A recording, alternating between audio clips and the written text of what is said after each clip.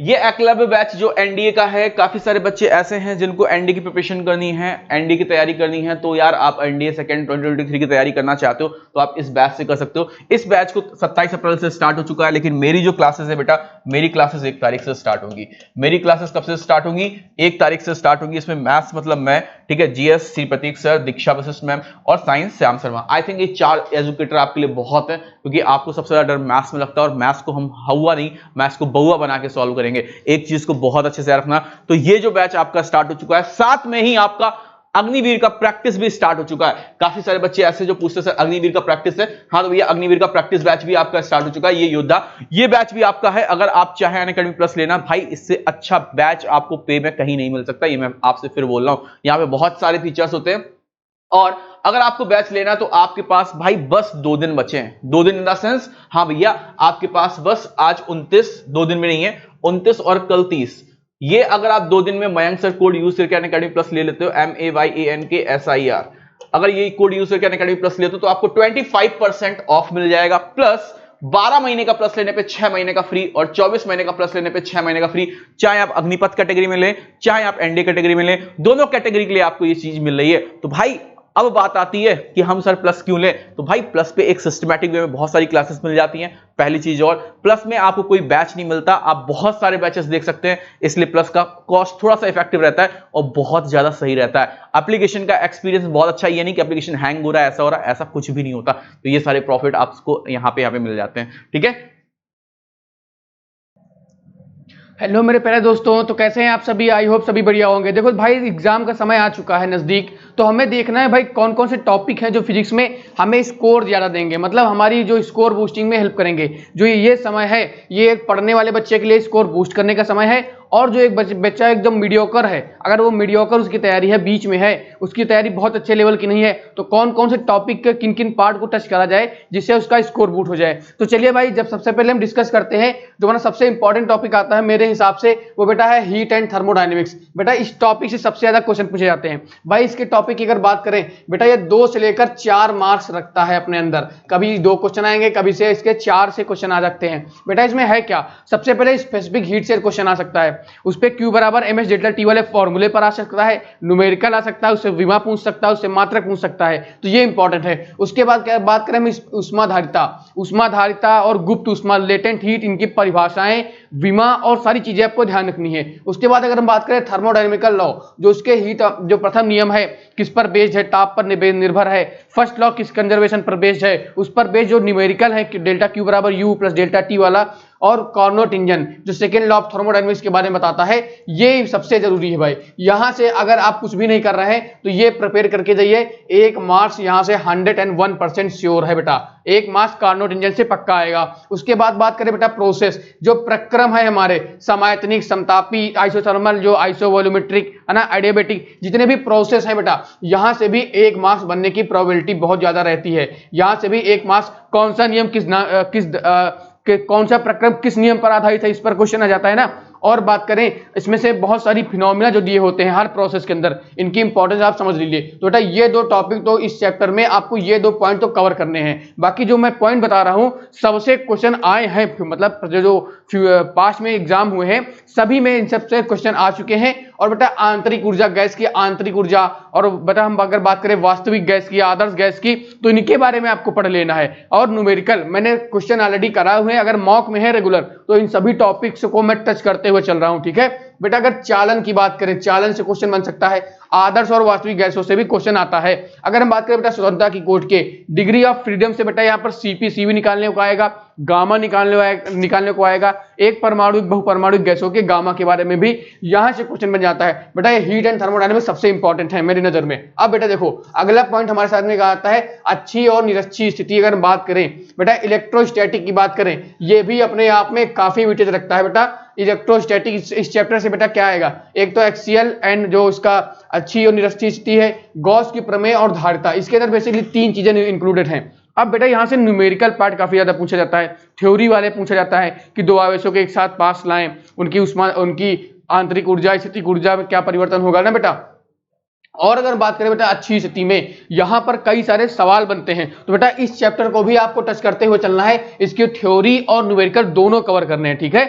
Electrostatic बेटा यहां से अगर बात करें 1 से 2 मार्क्स ये चैप्टर कंटेन करके रखता है भाई, 1 से 2 मार्क्स का सवाल यहां से आ जाता है। तो यहां से भी जो हम बेटा इस चैप्टर को भी हमने किया नहीं है, हमने अपने मॉक सेशन में सुबह वाली क्लास में, लेकिन जल्दी ही इसको हम कंप्लीट कर लेंगे और इसके क्वेश्चन की प्रैक्टिस करके इस चैप्टर का रिवीजन कर लेंगे। और अगर हम बात करें बेटा इलेक्ट्रिक करंट, सबसे ज्यादा इंपॉर्टेंट टॉपिक ये भी है बेटा, इसमें भी बेटा 2 से 4 नंबर, 2 से 3 नंबर, हम बात करें 2 से 3 मार्क्स का ये चैप्टर, ये यूनिट जो बेटा है हमने यूनिट वाइज लिखा है, 2 से 3 मार्क्स की ये यूनिट आती है बेटा। इसमें क्या है, सबसे पहले ओम का नियम, जो ओम्स लॉ है, ओम के नियम, अगर हम बात करें ओम का नियम, बेटा ओम का नियम यहां से आ जाता है, ओम के नियम से सवाल बनते हैं, उनके लंबाई बढ़ाने पर प्रतिरोध बढ़ेगा घटेगा, उससे बन जाता है। अगर बात करें उनसे ग्राफ से सवाल आया है कि V/I का ग्राफ क्या होगा, जिसमें ग्राफ ज्यादा, जिसकी ढाल ज्यादा, उसका प्रतिरोध के टर्म में सवाल आए हैं बेटा। उसी से रो के प्रतिरोधकता, चालकता, विशिष्ट चालकता, इन पर भी सवाल आए हैं बेटा। ये सारे टॉपिक यहाँ पर आपके इंपॉर्टेंट हो जाते हैं,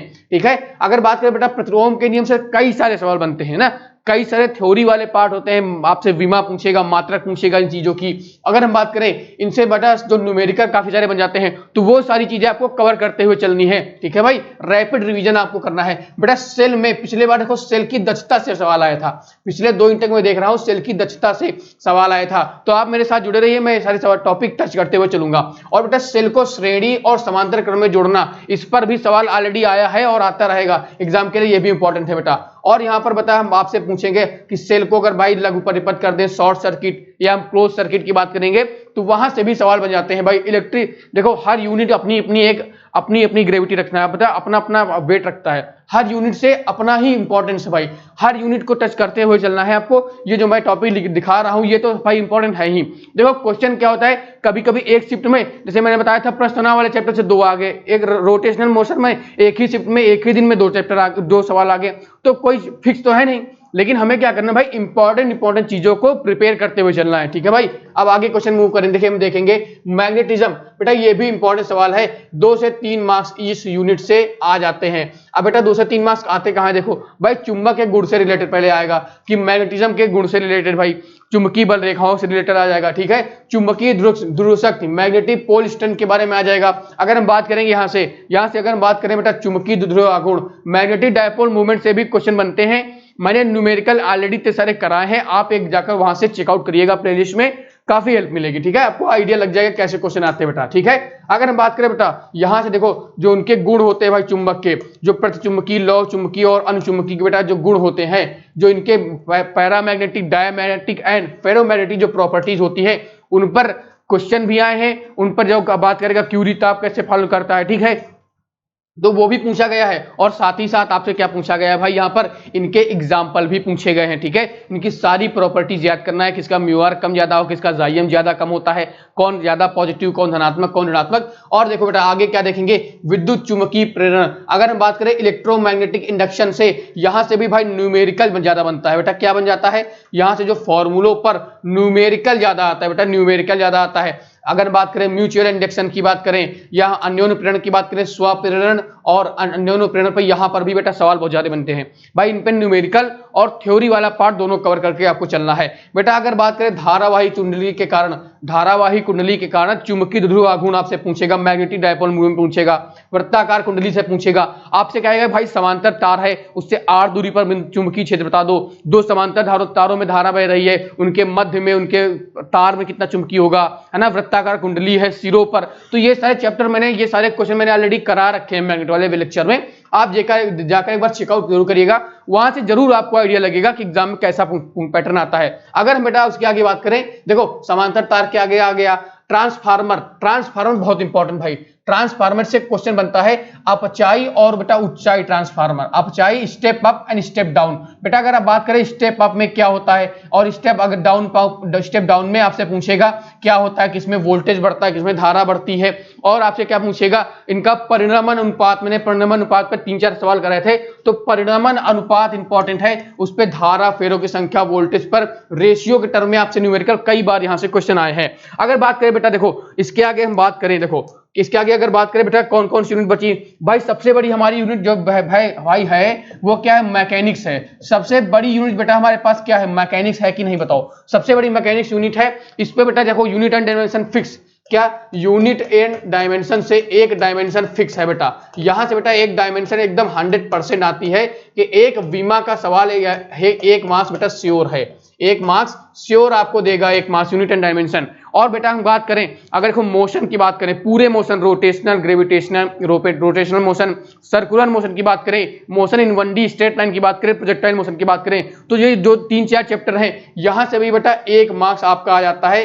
क्या भाई किस पार्ट से, मोशन वाले पार्ट से, मोशन सभी मोशन को अगर सभी मोशन को इंक्लूड कर लें तो 1 से 2 मार्क्स यहां से आपका आ जाता है। अगर बेटा इसके आगे बात करें, अगर देखो बेटा इसके आगे हम बात करें कौन सा बचा भाई हमारा, देखो एसएचएम के भाई 1 मार्क्स श्योर है, एसएचएम से 1 मार्क्स का आपका सवाल आ जाता है, एसएचएम से 1 मार्क्स का आ जाएगा। अगर हम बात करें ग्रेविटेशन की बेटा, गुरुत्वाकर्षण की अगर बात करें, गुरुत्वाकर्षण से भी बेटा एक सवाल आपका आ जाता है 1 नंबर का। अगर हम बात करें बेटा फ्लूइड मैकेनिक्स और पृष्ठ तनाव और बात करें विस्कोसिटी सी, तो इनसे भी आपके जो चैप्टर हैं इनसे भी 2 से 3 मार्क्स आपके बन जाएंगे। अगर हम बात करें पृष्ठ तनाव और अगर बात करें शांता प्रत्यास्था, जो ये चैप्टर हैं इनसे भी आपका 1 से 2 मार्क्स बन जाता है। तो बेटा मैकेनिक्स जो पूरी मैकेनिक्स है, अगर हम बात करें बेटा 7 से 8 नंबर लेके चलती है पूरी मैकेनिक्स, 7 से 8 नंबर लेके चलेगी बेटा। अगर हम इसके आगे बात करें, देखो मैकेनिक्स हो गई, ठीक, मैंने मैकेनिक्स बता दी, मैग्नेट बता दिया, इलेक्ट्रिक करंट, इलेक्ट्रोस्टैटिक बता दी बेटा, लाइट वेव और बेटा क्या बात बता है,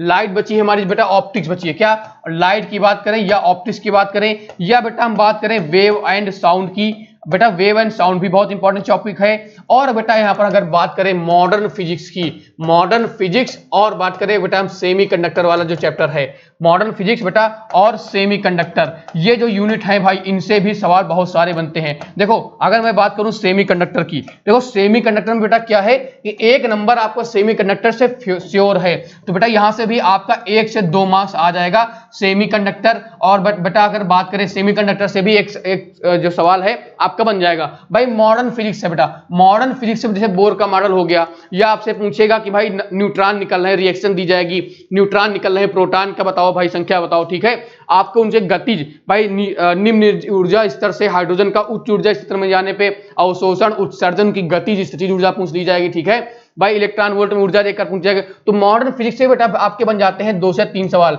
अगर हम बात करें लगभग 2 मार्क्स की मॉडर्न फिजिक्स आ जाती है। इसी में आपके सेमीकंडक्टर डिवाइसेस की बात करेंगे, पीएन सनी डायोड वगैरह है ना भाई, पी टाइप अर्धचालक है ना, और बात करेंगे बेटा अगर हम एन टाइप अर्धचालक, तो इनसे भी थ्योरी वाले क्वेश्चन काफी बन जाते हैं, ठीक है। अब बेटा लाइट, इससे भाई जो विटेज है इसका भी लगभग 2 से 3 मार्क्स पूरी यूनिट आराम से देती है आपको, 2 से 3 मार्क्स आपको ये देती है बेटा। 2 से 3 मार्क्स क्यों, अब भाई इसमें इतना ज्यादा चैप्टर, इतना बड़ा चैप्टर है, वेव एंड साउंड तो फिर भी छोटा है ना बेटा, लाइट और जो हमारा चैप्टर है ऑप्टिक्स वाला काफी ज्यादा बड़ा है। सबसे पहले आपको मिरर के बारे में पढ़ना है, फॉर्मूला बेस्ड सवाल न्यूमेरिकल की प्रैक्टिस कर लेनी है, ठीक है। फिर थ्योरी, इसमें जो हम जानते हो बेटा इसमें थ्योरी वाला पार्ट ज्यादा कवर होता है। थ्योरी वाला पार्ट मतलब भाई कौन सा दर्पण कैसा प्रतिबिंब बनाएगा, कौन सा लेंस कैसा प्रतिबिंब बनाएगा, दर्पण को उसमें डुबोने में कितनी दूरी, मतलब फोकस दूरी, उसकी क्षमता और उसकी प्रकृति में क्या परिवर्तन होगा, लेंस से रिलेटेड जो सवाल आते हैं उनसे क्वेश्चन बन जाता है। तो ये बेटा अगर मैं 2 से 3 कहूं, ये 4 मार्क्स पर भी क्वेश्चन जो बन जाते हैं। मैकेनिक्स का कभी कभी वेटेज बढ़ जाता है, कभी कभी 10 मार्क्स तक पूरी मैकेनिक्स टच कर जाती है। अगर हम बात करें विमा से लेकर एसएचएम, ग्रेविटेशन, प्रत्यास्था और सारे जो मोशन के चैप्टर मिला दें तो लगभग 10 मार्क्स कभी कभी टच कर जाती है, क्योंकि बड़ी यूनिट है, कई सारे चैप्टर इंक्लूडेड है, तो बेटा थ्योरी वाला पार्ट काफी आ जाता है। फिर बात करें इसमें जैसे यंग का प्रयोग हो जाता है, विवर्तन हो जाता है, व्यतिकरण हो जाता है ना, फ्रिंज चौड़ाई से रिलेटेड वहां से सवाल बन जाते हैं, तो काफी ज्यादा बेटा इंपॉर्टेंट चैप्टर है। तो आपको क्या करना है, देखो लास्ट टाइम है, एग्जाम के 20 दिन बचे हैं, अब सब यूनिट लगभग मैंने बता दिया। तो सबसे शॉर्ट तरीका, बेस्ट तरीका है किसी भी चैप्टर के भाई एक दिन आप क्या करो, 1 घंटे रिवीजन कर लो, और मेरे जो चैप्टर वाइज सेशन चल रहा है सुबह उसको ज्वाइन कर एक चैप्टर की पूरी प्रैक्टिस कर लो, उससे आपको आइडिया लग जाएगा। देखो मैंने दिए हैं, क्लियर किए हैं, तो मुझे आइडिया है बेसिकली क्वेश्चन उठते कहां से हैं, तो मैं कम समय में ज्यादा क्वेश्चन वही से उठाता हूं जहां से एग्जामिनर आपसे पूछता है। तो आई होप आपको भाई समझ में आ गया होगा क्या क्या चैप्टर है और कैसे कैसे प्रिपेयर करने हैं। मैं आगे इस पर भी और भी बात करते रहेंगे, तब तक भाई आप सभी लोग प्रैक्टिस करते रहिए और पढ़ते रहिए। आप सभी को जय हिंद, वंदे मातरम।